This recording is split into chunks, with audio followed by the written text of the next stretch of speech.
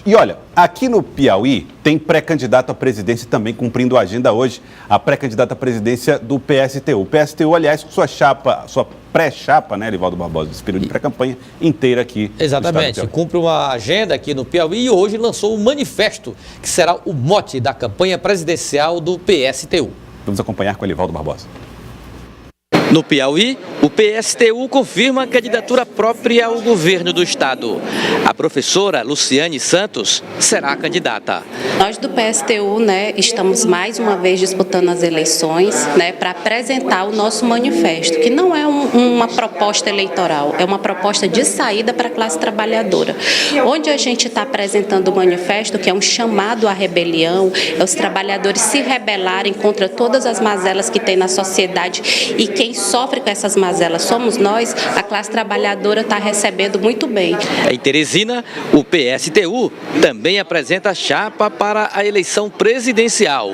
A operária pernambucana Vera Lúcia disputará a presidência da República. Com o professor e líder de movimentos sociais Hertes Dias, será o candidato a vice. A chapa do PSTU lança também no Piauí o manifesto para a campanha eleitoral. Estamos apresentando um projeto para o país, porque a situação do país, nossa classe não aguenta mais. O problema da nossa classe não é falta de luta, é falta de direção para conduzir essa luta, porque as direções elas estão traindo a luta. Se as principais direções, os principais partidos desse país estivessem chamado uma greve geral, o Temer sequer estaria no governo hoje, esse Congresso sequer estaria aí. A reforma trabalhista já teria sido anulada, a reforma da Previdência já teria sido enterrada. Então o problema não está na nossa classe, está nas direções, tanto da direita como dessa esquerda que ataca também os trabalhadores. E olha, nós estamos recebendo aqui no estúdio a pré-candidata à presidência da República pelo PSTU, a pré-candidata Vera Lúcia, que já está aqui conosco. Aí você está vendo imagens da Vera Lúcia. E eu, Elivaldo Barbosa, e Ala Sena e Clebson Délio Rocha, direto de Brasília, estaremos participando também desta entrevista com a pré-candidata. Pré-candidata Vera Lúcia, boa tarde, seja bem-vinda aqui ao Jornal do Piauí. A senhora viu, inclusive, aí as opiniões dos outros candidatos ou pré-candidatos à presidência da República. Dentro desse cenário todo, como é que o PSTU se insere para discutir as questões do país? Boa tarde a todos os telespectadores. Para nós é um prazer imenso estar aqui e poder apresentar para a população aqui do Piauí, especialmente para a classe trabalhadora e os mais pobres, o programa do nosso partido para atender às nossas necessidades, que são desde as mais sentidas até aquelas que revelam os nossos sonhos. Olha só. Frente a essas necessidades que nós temos hoje, a forma que nós vamos adotar é de... Primeiro, nós não temos praticamente tempo de TV, nós temos 6 segundos que não dá nem para dizer meu nome completo.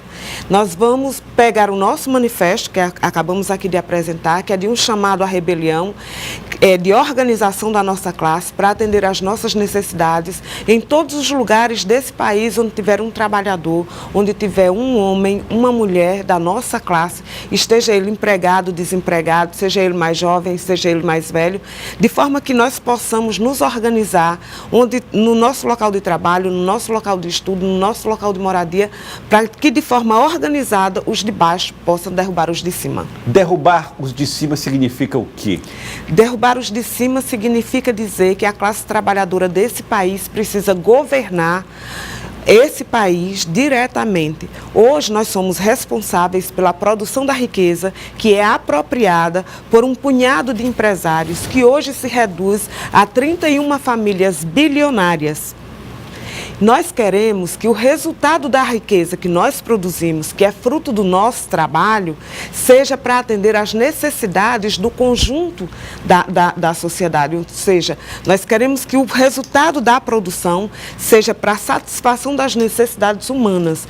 Hoje nós temos um país, e o Brasil é um dos países mais ricos do mundo, mas nós temos aqui 27,7 milhões de desempregados, não é 14 milhões.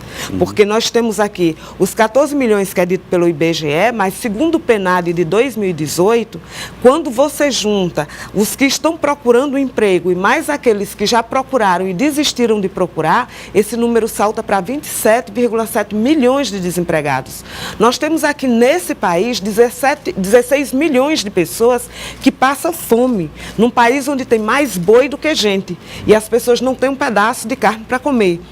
Nós vivemos num país onde tudo que se tem, a burguesia desse país entrega ao capital internacional. A Petrobras, que foi quebrado o monopólio estatal do petróleo, e como consequência disso, nós temos o barril do petróleo que é cotado em dólar, e como consequência o que nós temos? Gasolina cara, diesel caro, o gás de cozinha que é caro. Então, nós defendemos, por exemplo, que todas as empresas que foram privatizadas voltem a ser reestatizadas, colocadas sob controle dos trabalhadores. Mas também defendemos que hoje, 40% do orçamento da União que vai para os cofres de 4 bancos não sejam pagos, porque nós precisamos garantir moradia, saúde, educação, transporte, saneamento básico, que são coisas básicas que a nossa população e a classe trabalhadora desse país não tem. O seu companheiro de chapa disse agora há pouco na entrevista que nós mostramos que ele ataca ou faz críticas ao comportamento tanto da direita como da esquerda.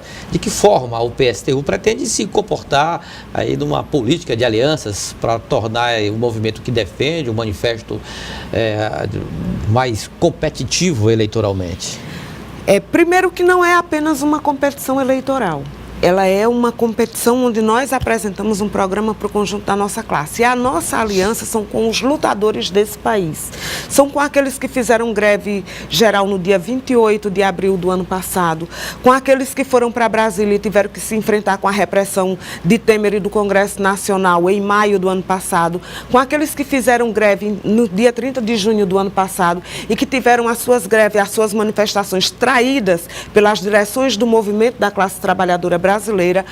A nossa unidade é com os professores da rede do Estado, da rede estadual aqui do Piauí, que nesse momento está levando um calote do governo do Estado, porque por quebra de acordo com os trabalhadores, e quem paga com isso são não somente os professores, mas também os nossos filhos, os filhos dos nossos amigos. Então, quando nós apresentamos um programa, nós trazemos em base às nossas necessidades. Por isso que nós, por exemplo, não somos chamados para ser ouvidos pela CNI. A CNI precisa ouvir as propostas desses empresários que vão governar para eles, de acordo com os interesses deles, que acabaram de entregar, por exemplo, a Embraer, a Boeing dos Estados Unidos, e do mesmo jeito que querem entregar a Eletrobras. Então, lá de Marina a Bolsonaro, todos estão a serviço desses interesses que a senhora falou? Todos eles estão. Inclusive, Marina, na última eleição, foi financiada pelo Itaú, que a sua família, a família Itaú, que é daqui do Brasil, teve 9 bilhões de dividendos esse ano. Ou seja, uma pessoa ou uma família como essa não passa as necessidades que nós passamos, não vive a vida que nós vivemos, não trabalha como nós trabalhamos, até porque banqueiro não trabalha. Banqueiro vive de juros e isso é roubo legalizado. Então, não sabe o que é o desemprego, não sabe o que é um ajuste salarial, não vive essa realidade que nós vivemos e que é cruel. Por isso que nós chamamos uma rebelião, porque nós precisamos dar um basta nisso. Nós não podemos esperar que os bilionários desse país, que os banqueiros, que os latifundiários, que os grandes empresários resolvam um problema que é nosso. Nós precisamos lutar e mudar a nossa realidade, que nós produzimos a riqueza e temos direitos a ela. Vamos a Adélio Rocha, direto de Brasília. Queria saber da sindicalista, nas eleições de 2014, o PSTU, o candidato do PSTU, José Maria Almeida, teve menos de 100 mil votos, e isso representa cerca de 0,09% do eleitorado brasileiro, é muito pouco. Eu queria saber qual é a estratégia do PSTU para crescer nestas eleições, e já que o tempo do partido é muito pequeno, queria saber se vai ser mantido aquele tradicional slogan do PSTU, que é contra burguês, vote 16. Em 6 segundos não dá para a gente dizer contra burguês voto 16. E nisso fica expresso que nesse país não existe democracia. Porque o correto seria que todos os candidatos tivessem o mesmo tempo de televisão, tivessem as mesmas condições materiais, pudessem expressar as suas ideias e aí o conjunto da classe trabalhadora e da sociedade pudesse de fato escolher. Mas essas eleições é um jogo de carta marcada, onde será disputada principalmente pelos grandes partidos, em todo tipo de aliança, financiados por empresários que depois vão cobrar as suas faturas e depois nós vamos ver todos eles, desde o governo até os congressistas desse partido, os parlamentares, envolvidos num mar de corrupção para atender os interesses dessas empresas. Temos muito orgulho de Zé Maria. Ele teve muito pouco voto. Agora, como exigir que Zé Maria seja conhecido se nós não vamos ter tempo nos meios de comunicação de massa no período eleitoral? Como exigir de companheiros como nós, que não vamos ter o mesmo tempo e nem as mesmas condições materiais para fazer a defesa desse projeto?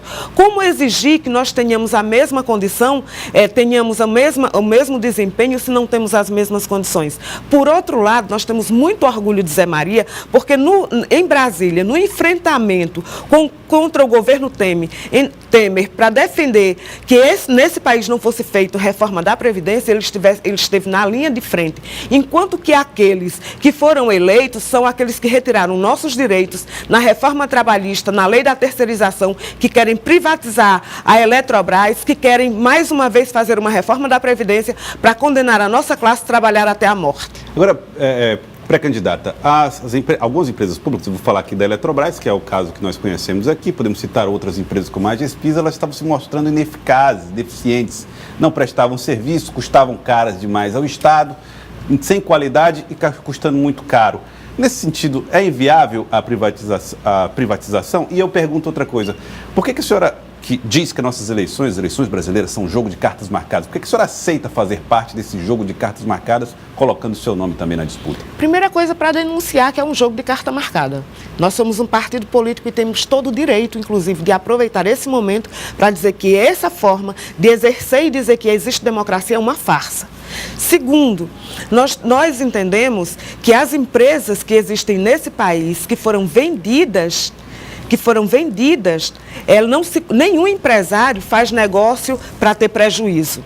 Ninguém compra uma ação da Petrobras porque vai ter prejuízo. Ninguém comprou a Vale nesse país de ter prejuízo. Ninguém comprou um banco nesse país e fora dele para ter prejuízo. Se vende, os governos sucateiam descaradamente para justificar a privatização dos serviços e entregam portos, aeroportos, os serviços de energia, que são setores estratégicos da economia desse país, para manter a soberania, porque ela aceita, se sujeita a ser sócia menor do capital internacional e receber os dividendos disso, enquanto condena a classe trabalhadora desse país e os mais pobres à miséria. Bom, alguns dessas empresas que foram privatizadas, que a senhora citou, aeroportos, e até o caso da Eletrobras Piauí, Elivaldo Barbosa, também é inviável para o capital privado, tanto que nunca foram vendidas. Então, existe aí uma certa distorção entre os dados e o discurso. Não é verdade. Sabe por quê?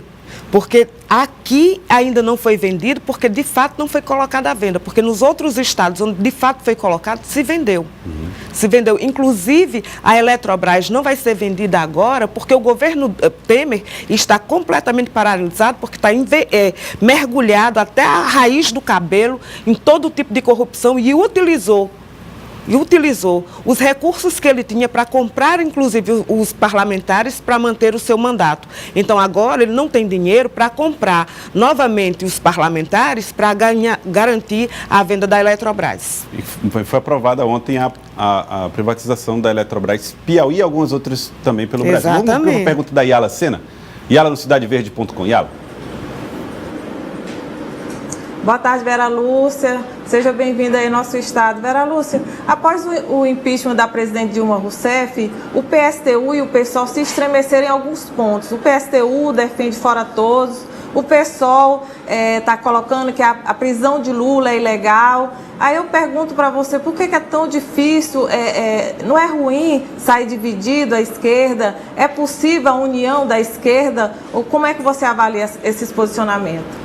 Olha, o que deve mover a nossa classe É a luta por emprego, porque estamos desempregados. É a luta por terra, porque precisamos de terra. É a luta por moradia, porque tem mais de 6 milhões de pessoas que não têm uma casa para morar.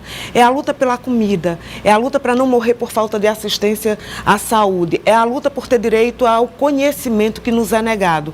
Então, essa é uma briga entre dois blocos, onde não estão interessados nas nossas necessidades, nas nossas vidas.